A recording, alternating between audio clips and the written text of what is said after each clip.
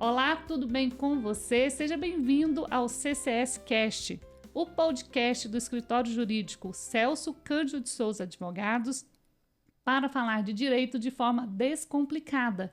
E o tema de hoje será o agro. Se esse assunto te interessa alguém que você conhece, já encaminha e fique ligado aqui com a gente, porque nós vamos conversar com a advogada agrarista Márcia Alcântara e o advogado empresarial João Vitor Salgado sobre o assunto e tirar muitas dúvidas dos produtores.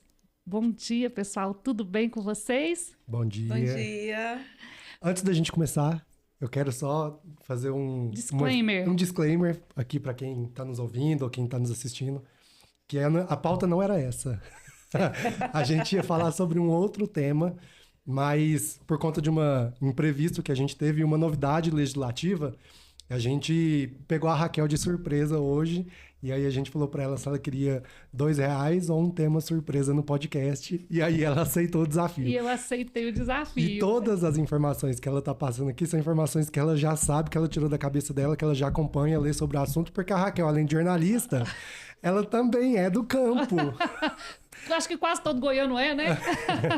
Mas a gente veio para falar sobre um assunto assim que sempre tá em alta, sempre tá em voga. E eu vou deixar a Márcia falar sobre esse assunto, porque a Márcia também é do campo. Só eu que não sou. Tô achando que eu tô precisando de comprar um pedacinho de terra para poder criar meia dúzia de galinha ali. Que é sobre essa crise do agro, né? Sempre falo sobre esse assunto. Tá todo mundo falando, o agro tá em crise ou não tá. Existe uma polêmica, talvez ainda por um viés político sobre essa questão. Exatamente. Então tem uma série de coisas aí que a Márcia vai dizer melhor por nós, porque ela enfrenta essa crise como advogada e também pelo fato dela ser produtora rural. Antes de passar a palavra para você, só para a gente situar, o Serasa Experience divulgou que nesse ano as recuperações judiciais do agro bateram recorde, cresceram 56%, e em relação a 2021, que foi quando a legislação começou oficialmente, vamos dizer assim, né? Antes era só por jurisprudência, começou a permitir que o produtor rural entrasse com a recuperação judicial, foi o maior número. O número não é tão grande, mas ele, de certa forma, o número em números, né? 1990 solicitações, não é um número muito grande, mas percentualmente cresceu bastante, 56%. Mas aí, quando a gente vê esse número, Márcia, eu queria te perguntar, e também por tudo que a gente escuta, a questão é, o agro está mesmo em crise? Bom, Raquel. A gente é um país, só para ainda completar, a gente é um país que ano após ano a gente bate recorde na produção, a gente sempre escuta aí números muito grandes. Falando de Goiás, a gente fala que o estado sempre sobreviveu a todas as crises, inclusive econômicas, por causa do agro. E aí a gente escuta, o agro está em crise? Pois é, Raquel, você levantou alguns questionamentos. Primeiro, o agro está em crise. Foi um dos seus questionamentos. Mas como que o agro está em crise se nós temos safras recordes ano após ano? E aí quando você joga no PIB, mas o agronegócio não é responsável por 1/3 do PIB brasileiro? Tá, então vamos fazer uma diferenciação aqui.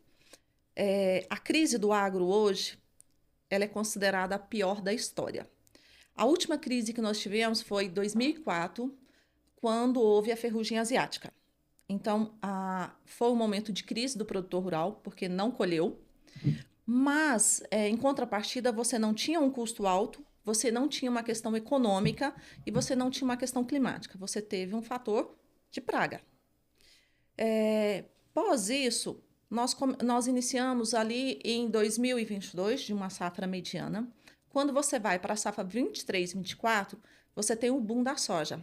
R$200 a saca de soja. Opa. Que maravilha. Pronto, vamos embora todo mundo andar de rã. Né? Vamos embora comprar a fazenda do vizinho. Todo mundo arrendando. Todo mundo arrendando. E aquela época, o arrendamento que era 12, ele foi para 18 sacas por hectare.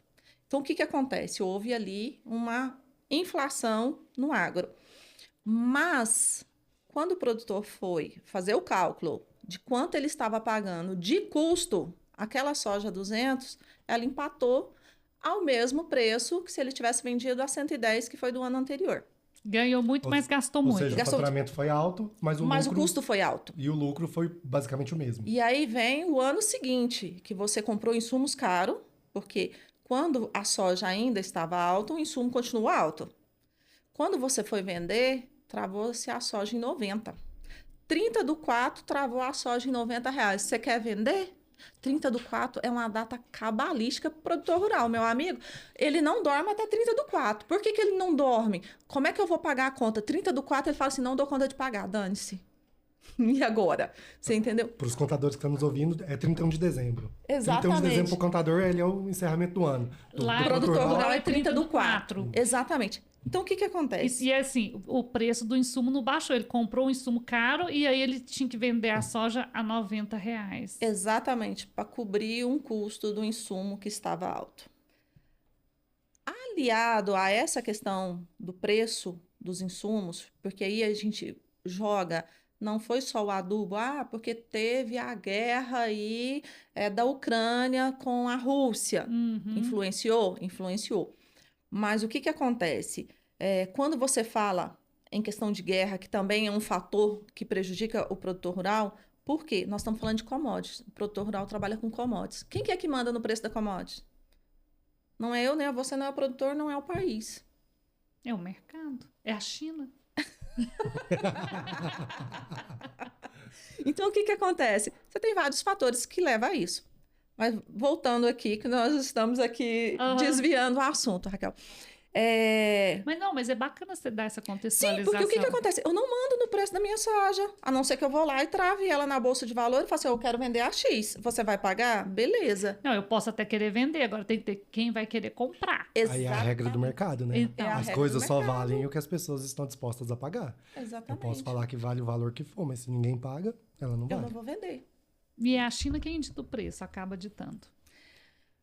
Olha, eu não acredito que seja a China. Ela tem influência, sim, nessa questão. Tanto é que agora, ontem, nós tivemos uma bela notícia que foi cortada aí a exportação de soja brasileira para a China, né? Foi uma notícia ontem à noite. Não bastava mais todas as outras notícias, como a falta do diesel, né? Uhum. Não tem diesel. Então, o produtor rural hoje, ele está deixando de plantar a segunda safra para colher a que já está plantada. Ele não vai ter segunda safra. Então, é mais um fator de crise. Por isso que eu falo que é a pior crise da história. Porque a gente tem questões climáticas. A gente vem no sul. Goiás, nós estamos maravilhosos. Nós não estamos ruim. Aí você imagina o sul. O sul, ele veio com seca, enchente, seca. 4 anos seguidos. A expectativa hoje do sul é 30 sacas por hectare. Nossa. E já foi quanto? A média é 60. Caiu 50% a 50%. produtividade.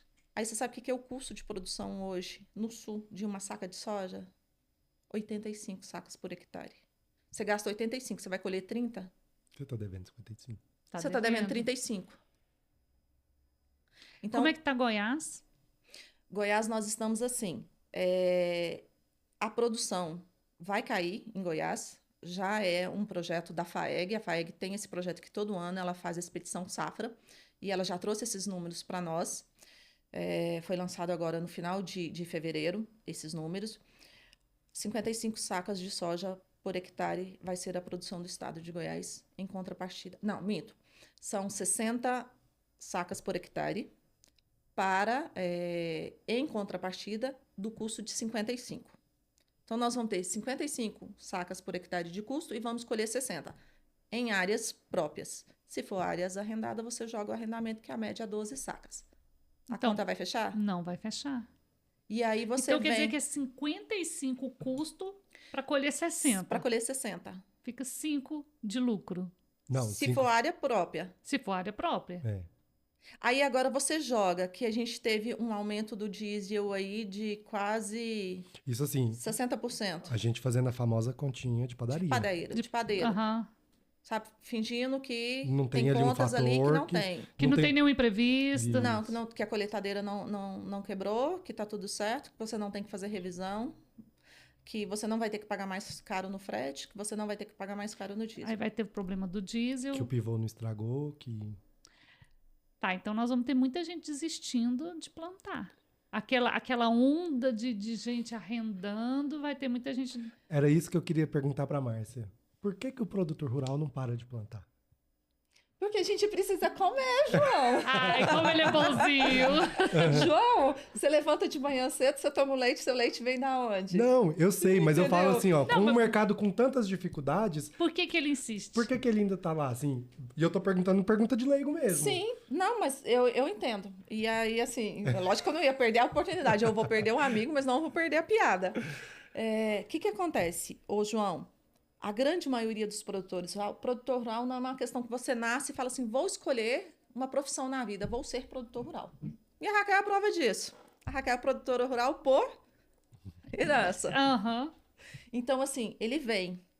E o que eu escuto da maioria dos meus clientes, João, eu digo para você que 90%. Doutora, eu não sei fazer outra coisa na vida. Eu só sei Plantar. plantar. Eu só sei tirar leite. Eu só sei mexer com gado. Eu só sei trabalhar com fruticultura. Então, assim, ele não sabe fazer outra coisa na vida. E para ele sair desse mercado do agro e inventar outra coisa, ele vai ter que começar do zero. E a gente está falando aí de um patamar de um produtor rural, porque quando o pai resolve passar o bastão, o filho já está nos seus 45, 50 anos. Essa é uma realidade brasileira. Quando o pai resolve passar o bastão, o filho já está nos seus 45, 50 anos. Você recomeçar a sua vida Aos 45. aos 45 não é para qualquer um. E aí existe uma outra questão. O produtor rural, ele é apaixonado no que faz.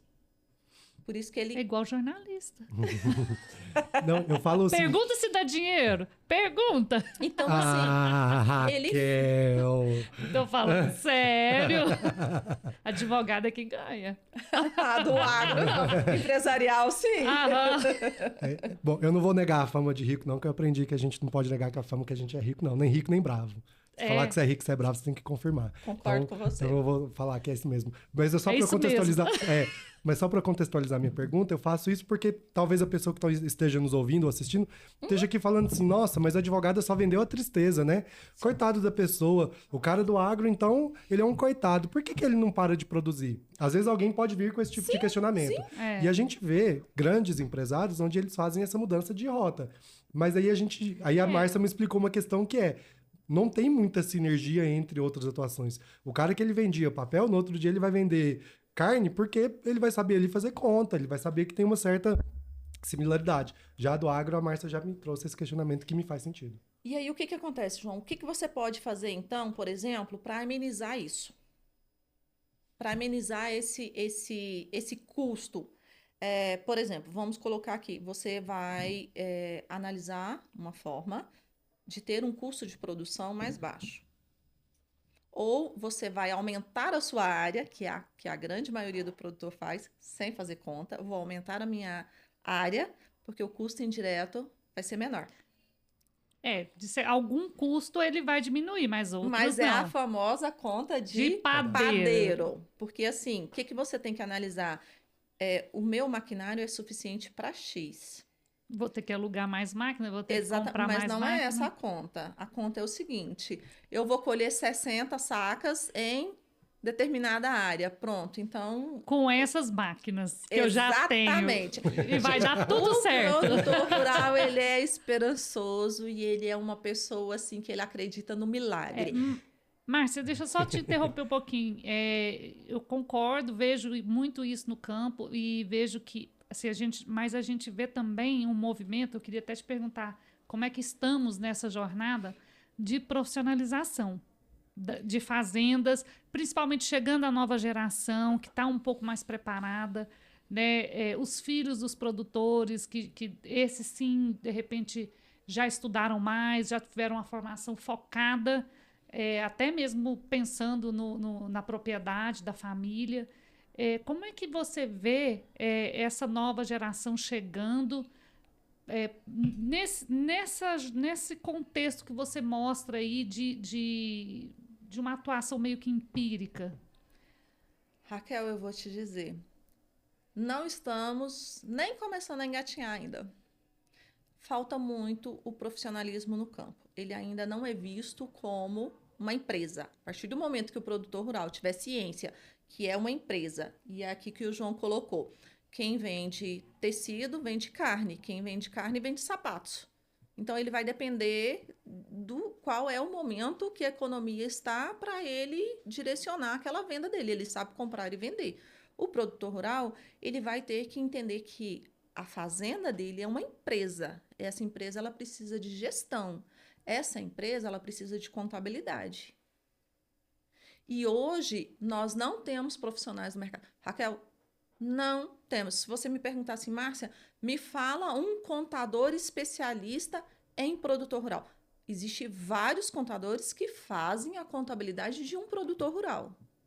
Mas eu te digo de cadeira. De cadeira. Raquel, um produtor rural que ele gira 10 milhões mês.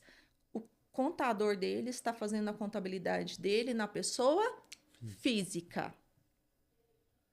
E continua a mesma questão. Fui lá, comprei, enfiei a notinha no porta-luva da caminhonete. Chegou a época de declarar imposto de renda, eu pego o pacotão e mando para o produtor rural. Livro caixa de produtor rural, que é uma normativa que já está vigente, O pessoal não faz. faz. Aí, quando você vai comparar o livro caixa com a declaração de imposto de renda, você assusta. Quando você pega essa declaração de imposto de renda, que você vai fazer uma prorrogação do produtor rural, que você pega o quanto ele está devendo para o banco, é gigante a diferença. Tá, mas ele faz o livro caixa e não usa no imposto de renda? Não. Uai, não entendi.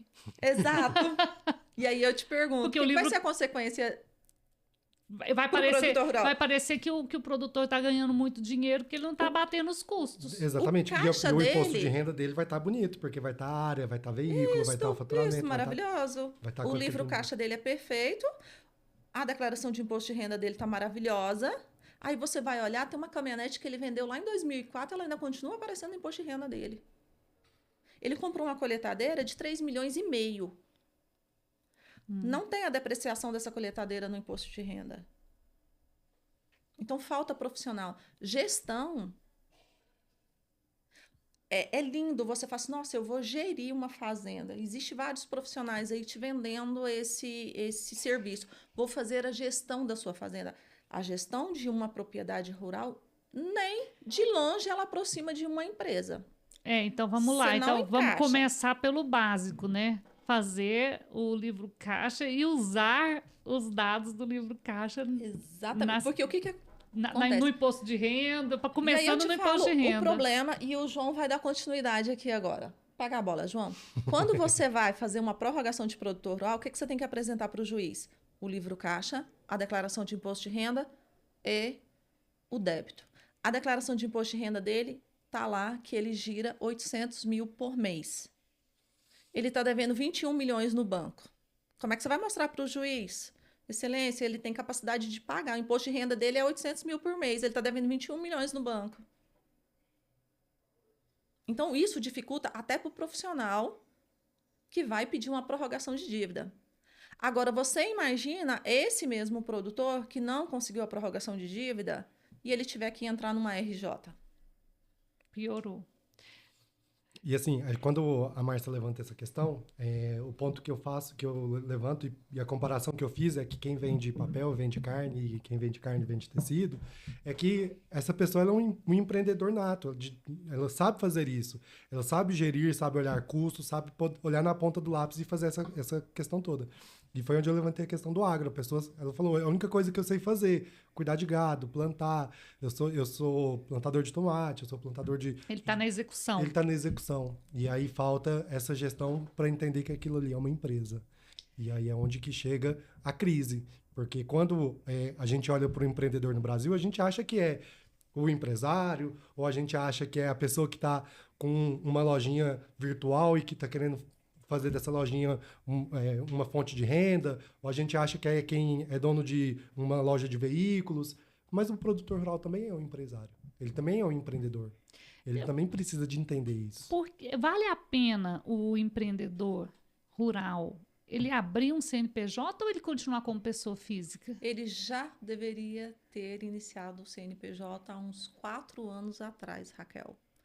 Porque agora, com a reforma tributária, ele vai ser obrigado a criar um CNPJ. E o CNPJ para o produtor rural, ele é muito vantajoso, porque você tem alguns pontos que você vai conseguir restituição de tributos que você pagou. É obrigado agora. É obrigado, mas só voltando à situação anterior, com o livro caixa, se eu pegasse o livro caixa e fizesse a declaração desse livro caixa corretamente, eu não teria dedução desses custos? Sim, mas se todo mundo fosse pessoas boas, o mundo não era o que é. Tá, mas aí agora com a questão da PJ, ele vai conseguir deduzir com mais facilidade? Explica pra gente. Tem os benefícios, sim. Tem os benefícios, inclusive, do imposto de renda, porque pessoa física é 27,5%, né? A PJ ele já vai ter uma redução aí, Correto. Bom, na tributação. e como é que tá e o produtor já está acordado para isso? Não. O produtor só vai acordar quando ele for notificado para pagar Uma multa. uma multa. Nós estamos falando aqui justamente da profissionalização do produtor rural. Na mente dele é plantar bem, colher bem. E não para por aí, né? Não, e não é só isso. Existe o dentro da porteira, que é o porteira, né? Goiana. Aqui a gente entrega, Raiz, né, Raquel? Entrega. Raiz. Nossa goianidade. Porteira. Existe a porteira para dentro, que é o plantar, o colher. E aí você depende de fatores climáticos, porque eu posso até controlar a seca com irrigação, mas como é que eu vou controlar o excesso de chuva? Então, nós estamos em Goiás agora, plena época de colheita. Você não consegue colher porque tem chuva após chuva. E você... Tá, e essa soja pode ficar muito tempo na lavoura? Não, O porque regime grão de vai chuva inchar. esse ano foi Tá diferente. diferente. Tá diferente, não era. Porque quando nós iniciamos a safra lá, em setembro, final de setembro de 2025, nós tivemos estiagem. Então, prolongou-se o início da primeira safra. Como você teve um atraso no plantio, automaticamente você vai ter um atraso na colheita. Essa época agora não era para estar colhendo soja, já era para você estar com a segunda safra, que é o milho, o Plantando sorgo. milho. Exatamente. E o produtor ainda está colhendo, e as colheitas estão atrasadas. Porque não tem sol, não faz sol. E você não pode tirar essa soja com uma umidade muito alta. Se você tirar, você ainda vai ter outro custo, que é o de secar a soja. Porque ela não pode ir para o armazém com umidade alta. O que seria essa umidade alta? O armazém aceita até 18. Muito, 18. Mas o ideal é 14. Aí tem produtor colhendo com 22. São as intempéries, né, Que que na continha, acontecem. que na continha de padeiro. Não estava prevista. Não estava previsto. Tô colhendo 60, meu custo é 55, tá sobrando 5. Exatamente. E ele não contou com o preço do diesel que... A gente, e você falou que a gente já estava vivendo o 5º ano de crise consecutiva por N fatores, né? Então, essa situação vem se arrastando. É isso que fez crescer a recuperação judicial no meio agro? Exatamente. E aí, Raquel, o que eu levanto quando você traz esses números do Serasa, e a gente vê muito o pessoal divulgando, cresceu 55% as recuperações judiciais de produtor rural. Mas a lei está aí. Por que o produtor rural não pode utilizar? Ela tem que ser bem utilizada, correto? Eu não posso criar uma recuperação judicial, até porque, assim, se o produtor tiver noção do que é uma recuperação judicial, ele não vai entrar. Concorda, João? E além dessa questão do fator de a lei estar aí e talvez as crises terem sido o fator desse número da recuperação judicial, um ponto que a gente sempre coloca é que é o seguinte: antes dessa modalidade da recuperação judicial do produtor rural, a solução que ele tinha era vender fazenda e talvez ir para a cidade, ou então vender fazenda e comprar uma menor. Ou seja, a solução nunca era utilizar de um mecanismo para realmente resolver o problema. A solução era a falência, a quebra, né? Eu vou desfazer do que eu tenho, ou vou deixar de pagar meus credores, e aí eu vou pagando eles de pouquinho em pouquinho, ou eu vou fazer igual o participante do Big Brother, que teve que ir pro Big Brother para poder resolver a vida dele, que era um produtor rural e quebrou como produtor rural. Ou seja, torcer para alguma coisa acontecer. Mas nunca tinha uma estratégia para poder definir como que seria a solução para essa questão. E veio a recuperação judicial, que era um mecanismo muito utilizado pelas indústrias, pelas empresas, né? Antes da recuperação, a gente tinha a concordata, e a concordata era utilizada amplamente pelas indústrias do estado de São Paulo, aquela coisa toda, era uma novidade muito grande. Veio a lei da recuperação judicial, as empresas continuaram utilizando, grandes empresas, multinacionais, ou seja, um cenário muito distante do agro, uma coisa muito longe do campo. Que era falar-se em recuperação judicial de produtor rural há 10 anos atrás era genialidade, era loucura. Não era um cenário planejado. E assim, até por ele causar estranheza, ser algo muito distante da realidade dele, vamos explicar o que é recuperação judicial no agro, porque esse nome, assim, em princípio, assusta, né? Assusta. O pessoal ainda costuma falar que é falência. Então, eu queria que vocês explicassem. Antes do João adentrar e te explicar essa questão do produtor rural, o que acontece com o produtor rural?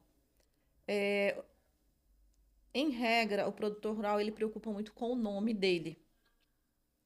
Então, quando você entra numa recuperação judicial e o produtor rural ele planta, e normalmente os municípios onde ele planta, as cidades são pequenas. Não é, por exemplo, São Paulo. São Paulo, você fala que está em recuperação judicial, meu filho, só mais um na fila. Agora você vem para o interior de Goiás, um produtor rural que é conhecido como o senhor fulano, que compra ali, nem na notinha, né?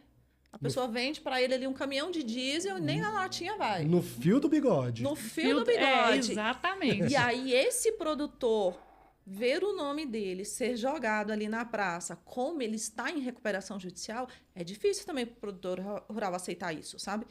Existe produtor rural que está entrando que não precisaria? Existe, porque a gente não pode separar aí o joio do trigo e a lei está aí e infelizmente tem gente utilizando ela erroneamente. E tem colegas nossos vendendo recuperação judicial para produtor rural como se fosse a salvação da jogada. E não é, Raquel.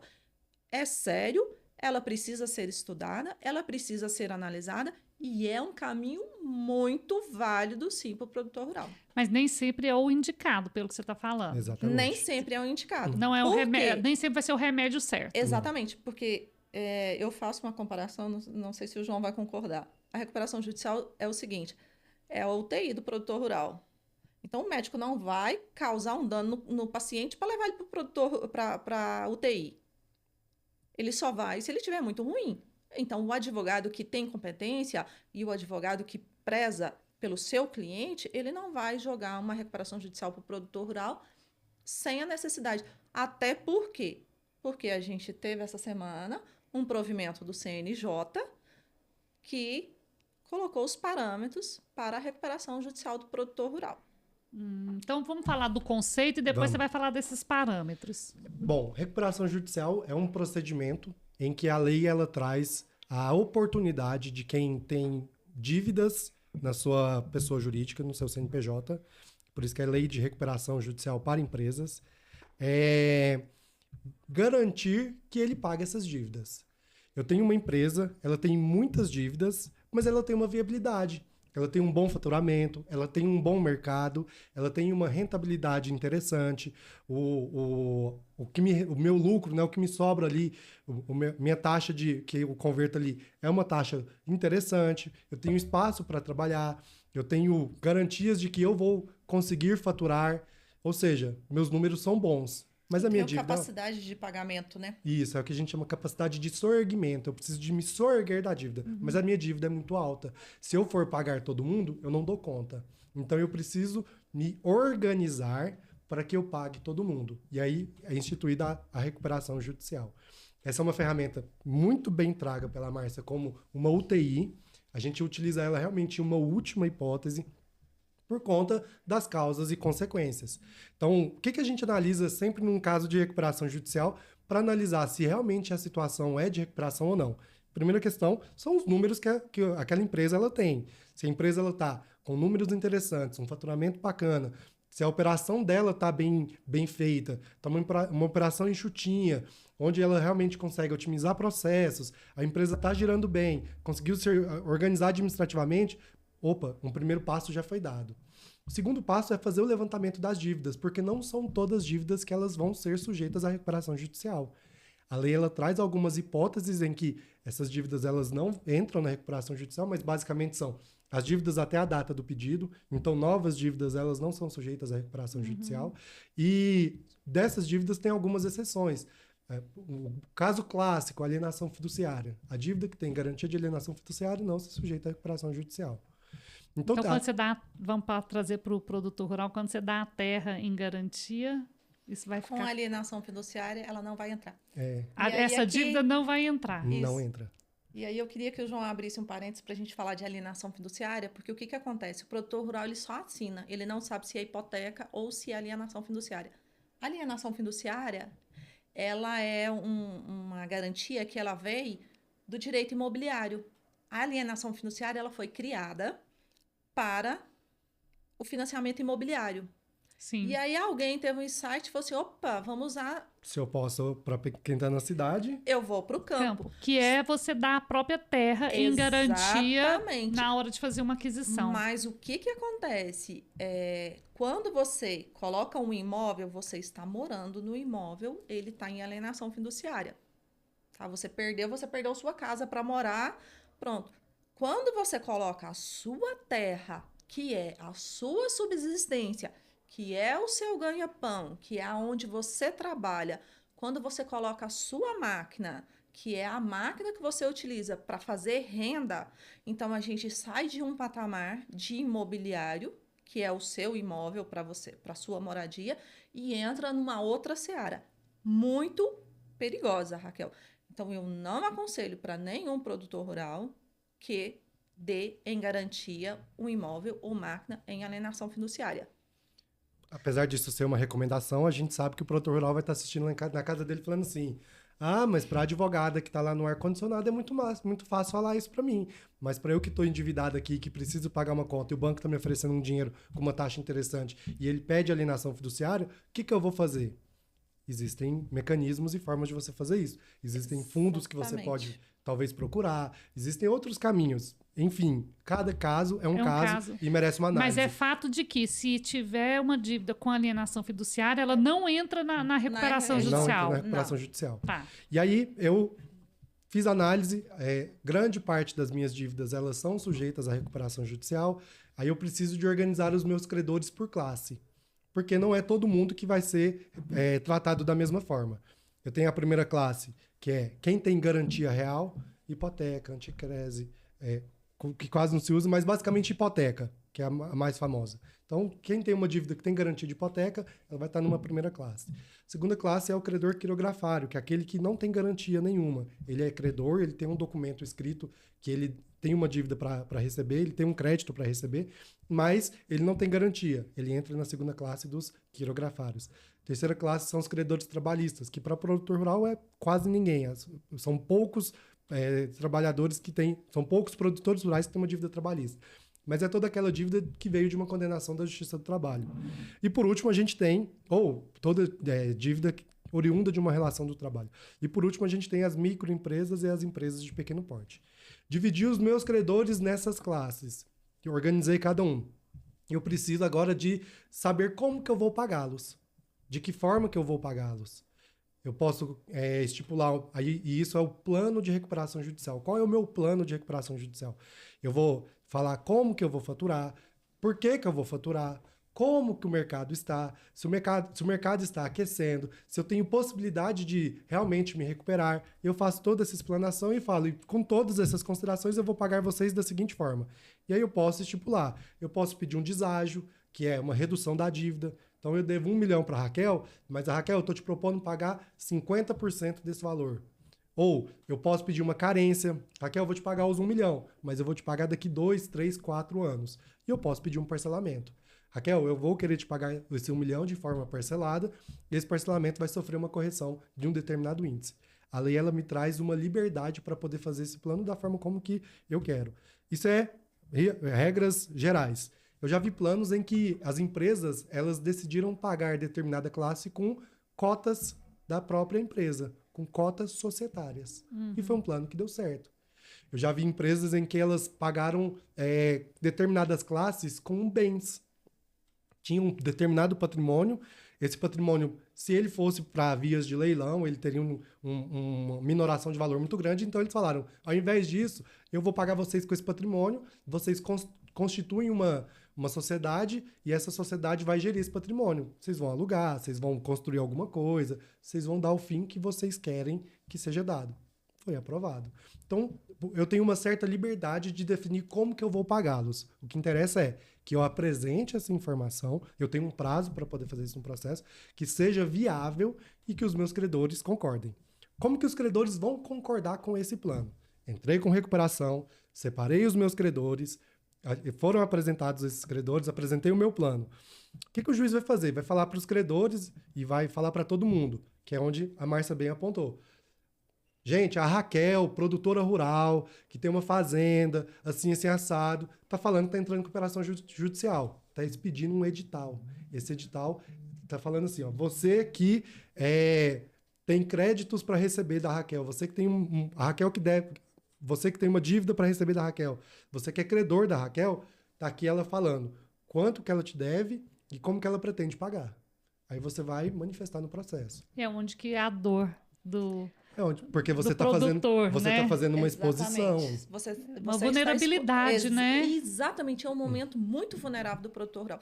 Agora, João, eu queria que você explicasse aqui para o nosso produtor rural. É verdade que na recuperação judicial a gente consegue 90% de deságio das dívidas, João? Quem dera a gente conseguisse em toda a recuperação judicial 90% de desconto. Depende de cada plano, depende de cada operação. Depende da assembleia, porque os credores vão aprovar se concordam ou não com a proposta do produtor. A pessoa que vende essa situação, ela vai realmente vender urubu voando. Recuperação judicial não é receita de bolo. Eu não vou pegar farinha, ovo, leite, óleo e vou fazer um bolo. Não é assim. Recuperação judicial... Eu tenho uma determinada situação, eu preciso de analisar todos esses pormenores para que eu, conseguindo encaixá-los, falar, dá para sair uma recuperação judicial. Ano passado a gente atendeu 4 produtores rurais. Nenhum deles era caso de recuperação judicial. Porque ou um estava com terra arrendada, ou outro estava com dívida de alienação fiduciária, ou outro já não tinha capacidade de sorgimento. E em todos os casos a gente falou, a gente teve uma sensibilidade muito grande com a situação e a gente não vai piorar o que já está ruim. Vou fazer uma pergunta assim bem genérica que eu acho que muita gente faria para vocês. Porque quando a gente pensa, você falou que uma das premissas para a recuperação judicial é você ter um negócio com uma capacidade de sorgimento. Fazendo uma analogia com a terra em se plantando tudo dá. Quer dizer, a terra e por si, ela tem um potencial de sorgimento. Basta eu saber plantar corretamente. Então, quando você vira e fala assim, que você, de repente, negou a recuperação judicial para um produtor porque o negócio não tinha capacidade de sorgimento. Não é capacidade de sorgimento, mas é porque, por exemplo... E a terra? E o valor da terra nesse sentido? Mas aí a gente vai ser bem pragmático. Só com a terra eu não planto. Eu preciso de insumo, eu preciso de semente, eu preciso de maquinário. Eu preciso de, talvez, alguns peões, algumas pessoas para poder estar lá comigo. Eu preciso de... depois que eu plantei, eu preciso saber para quem que eu vou vender. Se eu tiver, vamos falar, queimado na praça, não vai ser todo mundo que vai querer comprar de mim. Então, assim... Eu preciso do crédito. Eu preciso do crédito. Mesmo ou da instituição financeira ou do barter, da troca. Dependendo, então, da situação desse produtor, apesar da terra ter esse grande potencial... ela por si só não é possível para, digamos assim, recuperar o negócio. Um desses casos que a gente atendeu era de produtores rurais que eles levantaram justamente essa hipótese. Eles falaram, eu preciso de semente para plantar, eu preciso de insumo, eu preciso de estar com isso no meu armazém para que eu possa fazer esse pedido de recuperação judicial. Porque se eu fizer esse pedido, ninguém vai me vender. E aí eu ainda expliquei para ele, falei, olha... é mais fácil você conseguir depois do pedido. Por quê? Porque a dívida contraída depois da recuperação judicial não se sujeita, você tem que pagar ela. Todo mundo tem uma visão um pouco generalista, rasa, de que recuperação judicial é o calote autorizado pela justiça. E não é isso. Não é essa a questão. A questão é, a pessoa precisa se organizar para poder pagar essas dívidas.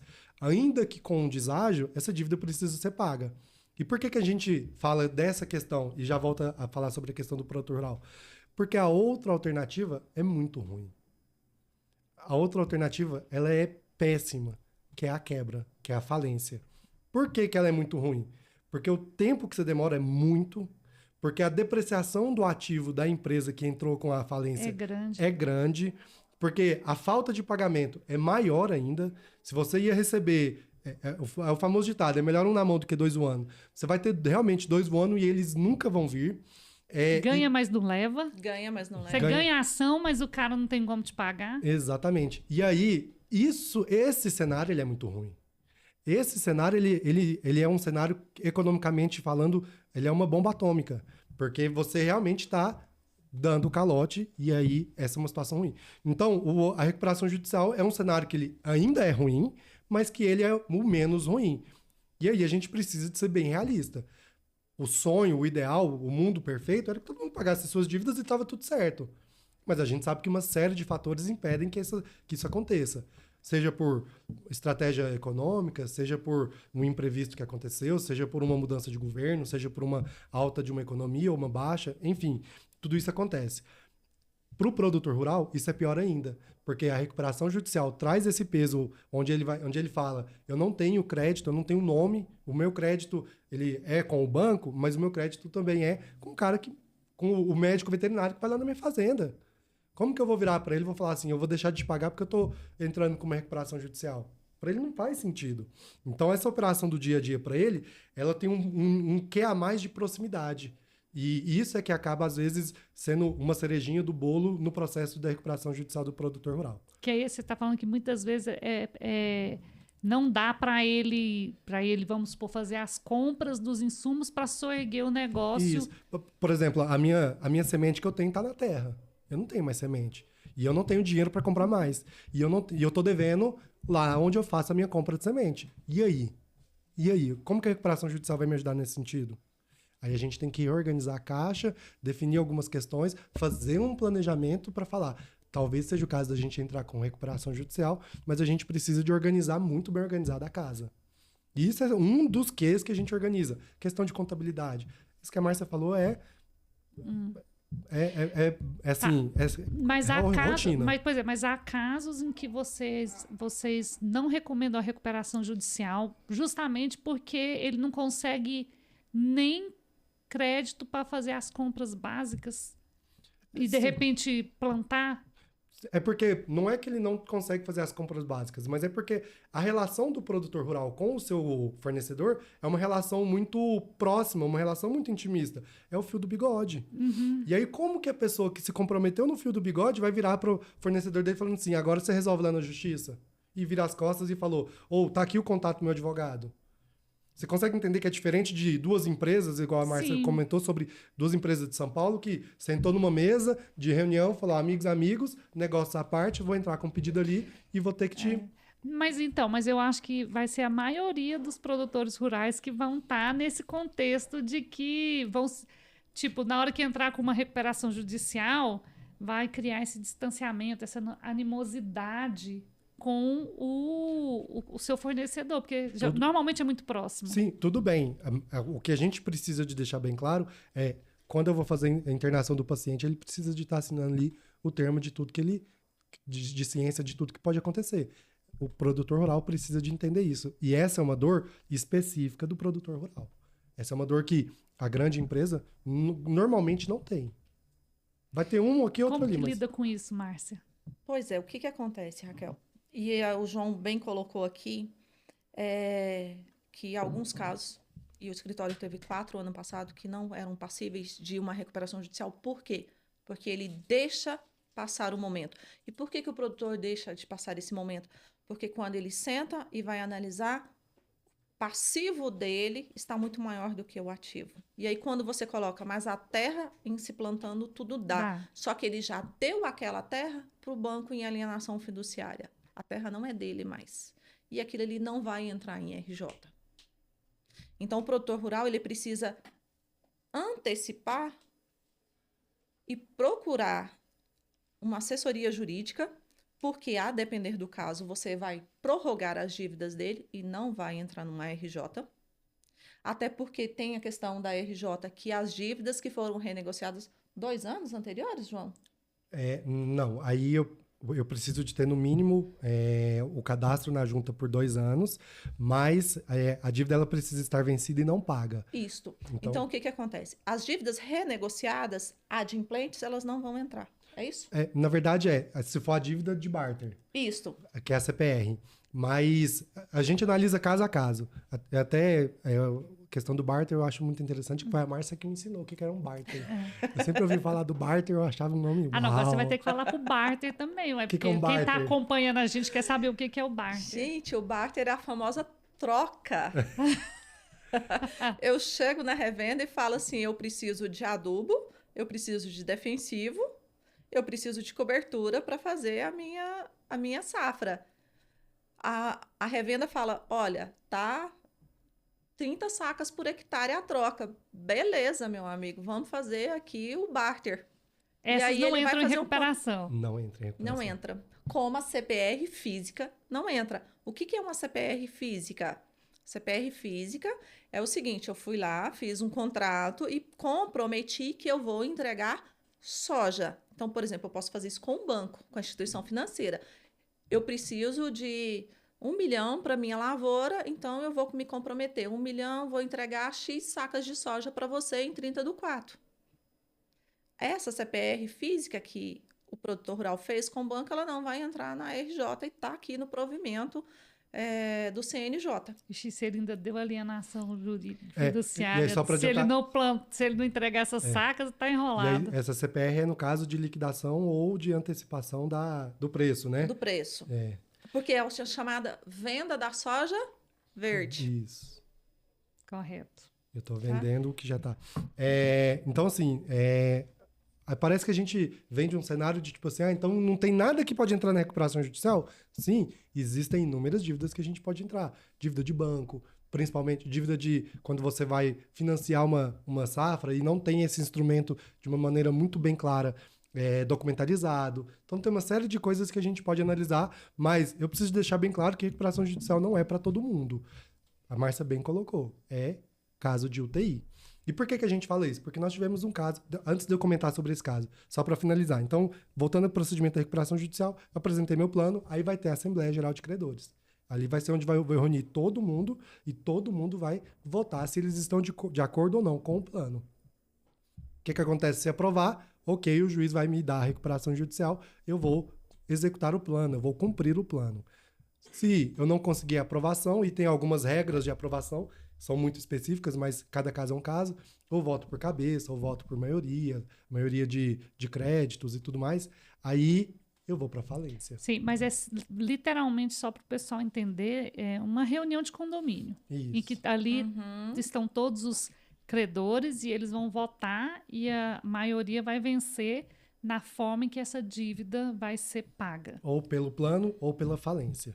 Tá. E aí, por que a gente fala que a recuperação judicial não é para todo mundo? Porque é o caso da UTI. Normalmente, a gente já é procurado na hora da morte, né? Quando a situação já está bem desgastante, complicada, o produtor rural já fez o que ele poderia ter feito, a empresa já fez o que ela poderia ter feito, já renegociou dívida não sei quantas vezes, não dá conta de arcar com o pagamento dessa dívida, já está assim bem complicado mesmo. Aí talvez seja um caso de recuperação judicial. E nós tivemos um caso de uma recuperação judicial de produtor rural, em que quando nós chegamos lá, a fazenda já estava vendida pelos credores. Ele tinha feito o plantio da última soja e a fazenda já estava entregue para um adquirente, já assim, ele já estava parecendo um lobo mau, já assim, só esperando a hora dele entrar. Tomar posse. Exatamente. E a gente conseguiu apresentar um resultado muito interessante, onde a gente conseguiu a aprovação do plano, onde a gente conseguiu um deságio significativo, onde a gente conseguiu uma redução de uma dívida. Inicialmente lá, a gente estava na casa dos 180 milhões, a gente reduziu essa dívida para pelo menos, de cabeça eu não vou lembrar, mas para pelo menos uns 80. Então a gente trouxe uma redução de 100 milhões de reais. A gente fez um trabalho onde ele conseguiu plantar, continuou com a atividade que ele tem. A vida dele, ele continuou da forma como que estava. Foi fácil? Não foi fácil, Raquel. E o lobo mau? E o lobo mau ficou chupando dedo. O lobo mau não foi atacar o escritório jurídico do Celso Cândido de Souza Advogados, não? Graças a Deus, não, mas a gente ficou com medo. E assim, hoje ele está muito satisfeito. Mas durante o tempo em que essa recuperação judicial andou, a gente estava passando no meio da tempestade. A turbulência estava ali, no máximo. Qualquer coisinha era suficiente para dar uma balada significativa no navio. Então, a gente teve um cuidado muito grande de explicar essa situação e ele só conseguiu entender que essa era uma estratégia jurídica porque o lobo mau estava na porta dele esperando para poder tomar posse da fazenda. Então, quer dizer que todo mundo tem direito a isso? Não, mas é uma estratégia que a gente consegue utilizar para quem está assim, com a corda no pescoço. Agora, volto a dizer, existem outros casos que a gente falou, não compensa. Por que não compensa? Pelo simples fato de que ou você não tem capacidade de discernimento, ou a recuperação judicial vai ser um remédio mais amargo do que a dívida, e aí a sua situação vai ficar muito pior do que já está hoje. Ou a gente acredita que você tem outros mecanismos para poder resolver essa crise que você está fazendo, seja pelo prolongamento, seja pela negociação com credores, seja por realmente apresentar a defesa em um processo judicial e demonstrar que não é aquela situação toda. Então, tem outras ferramentas. Mas, em último caso, a gente vai para o Bezentácil mesmo. Márcia, você falou de um provimento, né, que vai sair agora. Já saiu. Já saiu? Já. E que vai trazer algumas mudanças. Explica pra gente. Então, Raquel... Dentro desse cenário de recuperação judicial para o agro. Certo. Eu vejo que esse provimento do CNJ, ele veio... Qual que é o número dele para a gente deixar registrado? 2016 de 2026. 2026. O que acontece, Raquel? Muito do que se tem no provimento já vinha sendo utilizado pelo judiciário, né? Então, foi uma forma de regulamentar as práticas. Houve algumas inovações, mas algumas questões já estavam sendo utilizadas nas recuperações judiciais. O que acontece é que agora você tem um caminho a ser seguido aqui nesse provimento. Tem um artigo do provimento, que é o artigo 15, em específico o inciso 4º, que me preocupa muito e eu acho que vai ser matéria de discussão. Por quê? Porque ele fala o seguinte, que os créditos provenientes de cooperativa não estão enquadrados na recuperação judicial.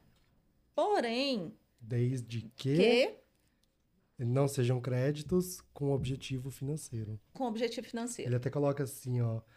desde que praticados sob mutualismo e não envolvam operações de crédito. Então, vamos traduzir isso. Pois é. E aí? Traduzindo crédito de cooperativa não se sujeita à recuperação judicial. Mas se esse crédito ele veio de uma operação financeira, aí ele se sujeita. Aí o que seria? O financiamento do custeio, o financiamento do investimento. Certo. Tá? Então, vai haver essa discussão. Porque isso entra muito para esses bancos de cooperativa, não entra? Exatamente. Então, você pega um financiamento lá no Sicob, no Sicredi e similares. Na Cressol da vida. Se for operação financeira, entra em recuperação judicial. Desde que a sua garantia não tenha sido uma alienação fiduciária. Uhum. Tá, e existe outro tipo de negociação se eu der a soja, se eu der outra coisa para ter esse... Não, aí eu já não entendi qual a operação que não se sujeita à recuperação.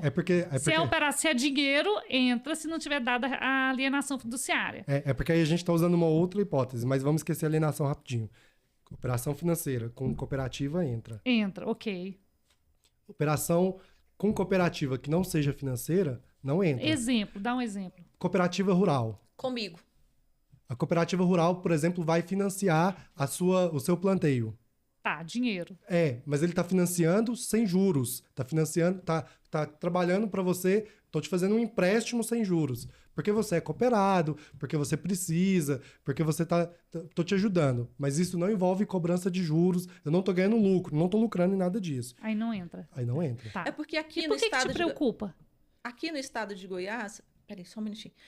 Já te respondo. Ah. É porque aqui no estado de Goiás, nós não temos a prática das cooperativas. Quando a gente vai para o sul, Paraná, Santa Catarina, Rio Grande do Sul, lá existe muitas cooperativas. Eles são mais organizados do que nós nesse sentido.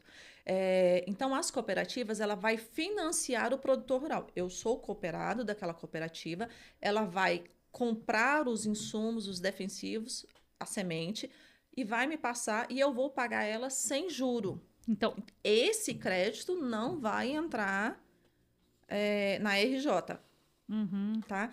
Aí o que acontece? A cooperativa da questão financeira, eu fui na cooperativa de crédito, eu peguei um crédito, né, numa CPR lá, numa cédula pignoratícia rural. Esse crédito ele vai entrar na recuperação judicial. Por que me preocupa? Porque os bancos, na prorrogação, eles utilizam o seguinte: não é crédito subsidiário, quase que não sai, pelo governo, que é aquele que vem do Plano Safra, que vem do BNDES, então ele não vai entrar na prorrogação. Isso não existe, Raquel. eles vão tentar falar que é Exatamente. Eles subsidiado pelo governo e por isso não tem que entrar. Eles vão usar isso daí, que é uma cooperativa, então o crédito que ele emprestou para o produtor rural com juros, e bem alto, diga-se de passagem, tá? Porque a gente está vendo aqui hoje cédulas de crédito bancário com juros de 32% ao ano. Raquel? Isso porque é subsidiado pelo governo? Não. Ah, Aí bom. ele fala que é crédito próprio. É crédito próprio. tá. Mas mesmo esse crédito próprio, ele tem um limite de juros a ser cobrado, tá?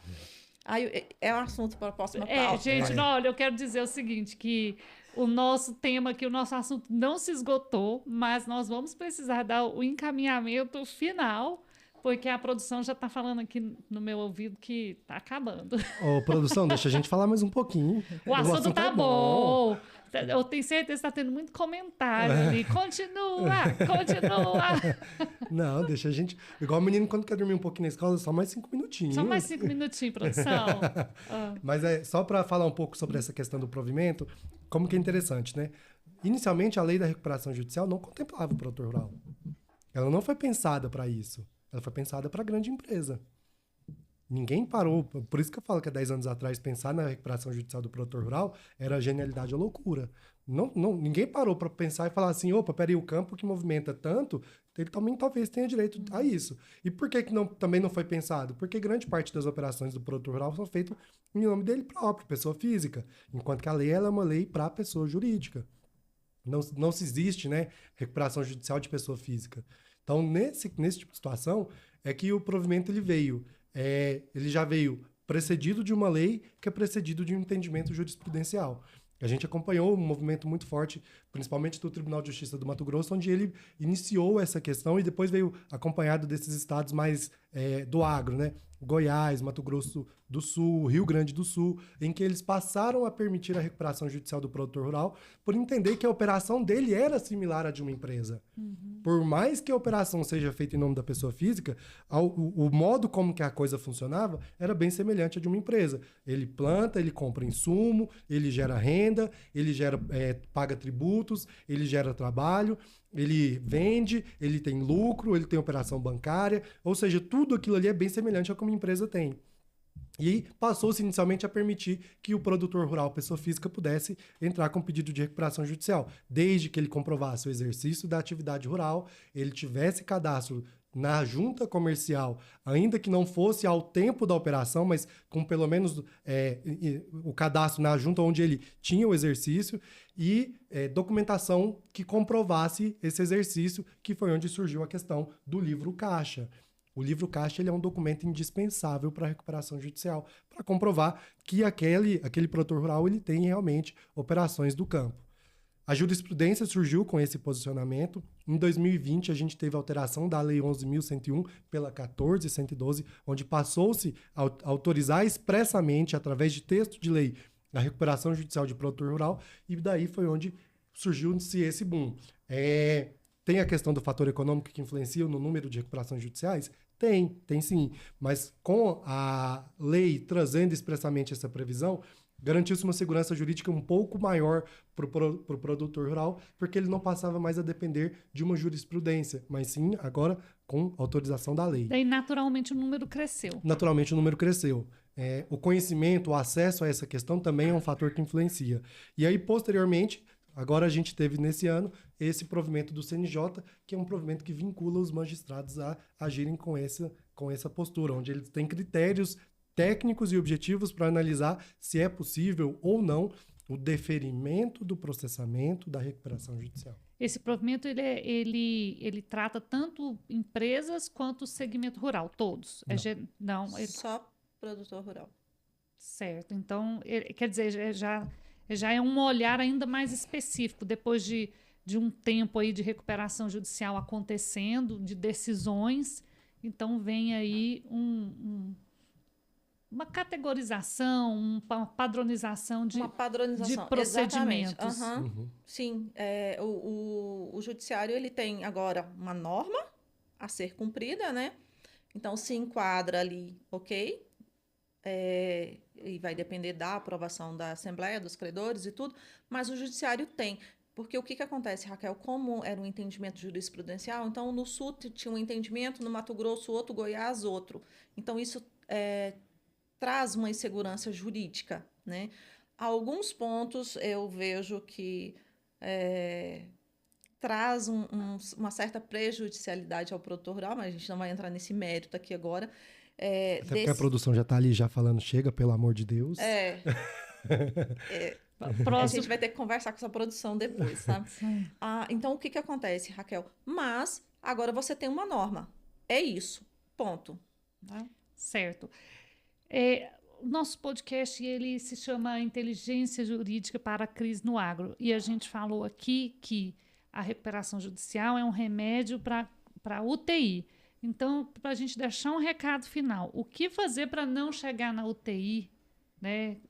Que remédios nós devemos tomar para não deixar a situação se agravar tanto, né? E ter um negócio sustentável no agro. Eu vou deixar a Márcia dar essa dica, porque isso é da parte dela. Não sei se ele tem que plantar melhor, não sei se ele tem que usar botina. É ela que vai dizer. O que acontece, Raquel? Eu falo que o remediar é mais barato, viu? Então, o que acontece? O remediar, não. O prevenir é mais barato do que o remediar. O que acontece? Se você busca, por exemplo, um conhecimento, até para saber se o seu livro caixa está ok, se a sua declaração de imposto de renda está ok, se você vai passar de pessoa física para pessoa jurídica, busca uma assessoria jurídica para te acompanhar num banco, para ver se você está assinando um contrato com um juro acima do legal, se uma alienação fiduciária pode ser trocada por uma hipoteca. Então, você busca essa assessoria, e essa assessoria jurídica fica mais barata do que você entrar numa RJ, por exemplo, né? Então, existe sim caminhos para que a gente possa estar auxiliando o produtor rural, seja na questão da assessoria jurídica, de analisar os contratos, as CPRs, as trocas, os barteres aí. Você pode estar buscando uma assessoria e deve buscar essa assessoria jurídica para isso. E tem também a prorrogação da dívida, porque o Manual do Crédito Rural traz essa lei para você, é um direito do produtor rural, não é uma faculdade da instituição financeira, tá? Se eu entro nos requisitos de frustração de safra, de dificuldade na comercialização, eu tenho direito, sim, de prorrogar aquela dívida minha. E tem muito produtor que provavelmente não usa desse direito e aí acaba piorando a situação ali da propriedade dele. O que o produtor faz? Ele vai no amigo gerente dele lá do banco, o gerente não gosta de advogado, o Gerente de banco não gosta de advogado. Advogado gosta de gerente, viu, gente? Na verdade, quase ninguém gosta de advogado. É, Nem mesmo o advogado. Aí o que acontece, Raquel? Ele vai no amigo dele, gerente, que faz uma renegociação de uma dívida. Essa renegociação da dívida, ela teve um aumento de juro. Normalmente, você pagou 10% ali, que ele não vai ser diluído na sua dívida. Esses 10% que você pagou ficou para a instituição financeira, como se fosse um bônus para prorrogar eu estou te pagando para você renegociar a minha dívida. Esse valor não é diluído, esses 10%, e ele pede ou mais um aval ou uma garantia real. E na prorrogação de dívida ele não precisaria ter esse Na ônus. prorrogação de dívida você permanece com os mesmos juros. Se estiver acima do que é previsto pelo Manual do Crédito Rural, esse juro cai para o máximo de 12%. Você pode ter 2 anos de carência e 10 para pagar. Mas nós, do Celso Cândido de Souza Advogados, conseguimos 4 anos de carência, 14 para pagar. Tá. Olha, depois disso eu só vou lembrar para vocês, e usem filtro solar. Ai, gente, então assim, o assunto não se esgota, já estão convidados para voltar, né? Para a gente falar depois de Manual do Crédito Rural, né? Para a gente falar um pouco mais também, quem sabe, sobre contabilidade. Bom, nosso tempo acabou, então passo a palavra para vocês, né, já agradecendo pela presença e convidando para um breve retorno. Obrigado, Raquel. Obrigado por quem nos acompanhou. E esteja sempre acompanhando os episódios. A gente está sempre falando sobre vários temas e acho que algum outro vai servir para quem está nos ouvindo e nos assistindo. Raquel, mais uma vez, obrigada. E obrigado por você trazer essa sensibilidade que você, como produtora, consegue passar. João, obrigado por ter compartilhado com a gente os seus conhecimentos aí em recuperação judicial. O João, que a gente está aqui alinhando, trazendo ele do empresarial com uma visão agora de produtor, que ele vai comprar a terrinha dele, que é o Eles estão querendo que eu calce botina e tire o sapato. Não quero, não. Vai gostar. E a quem está assistindo, se tiver dúvida, pode mandar aí no chat que nós vamos responder sim as dúvidas, ou entre em contato com o nosso escritório que nós vamos estar esclarecendo todas as dúvidas que não foram esclarecidas aqui.